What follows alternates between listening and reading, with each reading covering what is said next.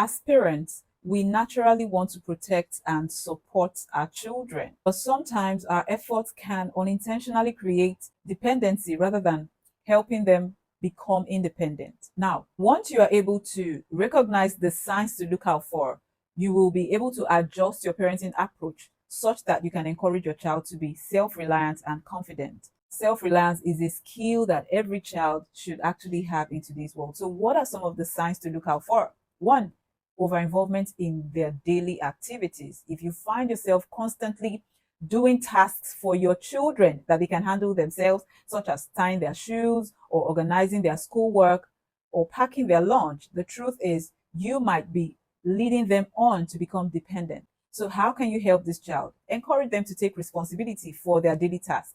You can start by showing them how to do those things and gradually let them begin to do them on their own. But of course, you will definitely need to offer support only when necessary. Now, what's the second thing to look out for when you are always making all their decisions?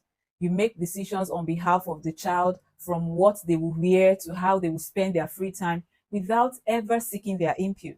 I know that even when children have to make decisions, you also have the final say, but when you involve them in the decision-making process, you're giving them choices and you're respecting their preferences, and you are also helping them to develop their own decision-making skills and confidence, because the thing is, you won't be there with them every waking moment of the day, and they would need to make decisions. So are they going to wait until they see you before saying yes or no to a particular decision?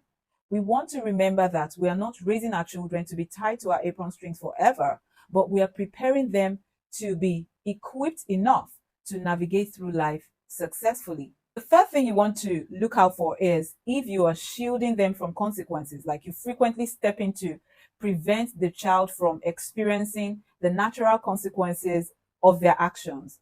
For example, a child makes a mess. It's okay to ask the child to clean up the mess. A child during playtime litters the whole place with his toys. The child can also be taught and made to clean up after playtime.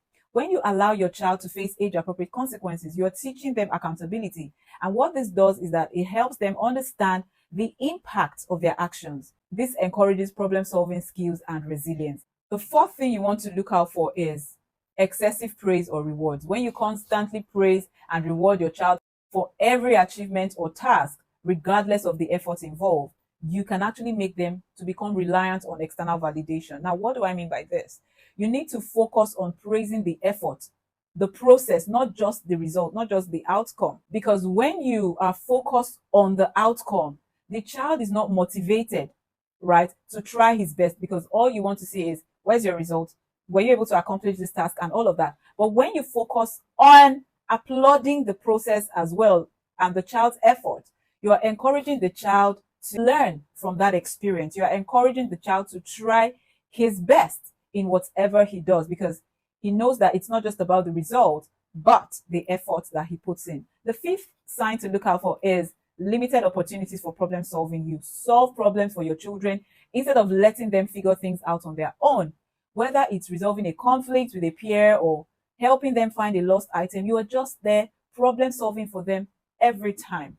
Now, I want you to understand that you are not encouraging your child to think critically and come up with their own solutions when you keep doing this, right? But when you give them the opportunity to figure things out themselves, you are actually encouraging them to use their problem solving skills to keep them activated. But of course, you know that you need to step in to provide guidance and support when needed.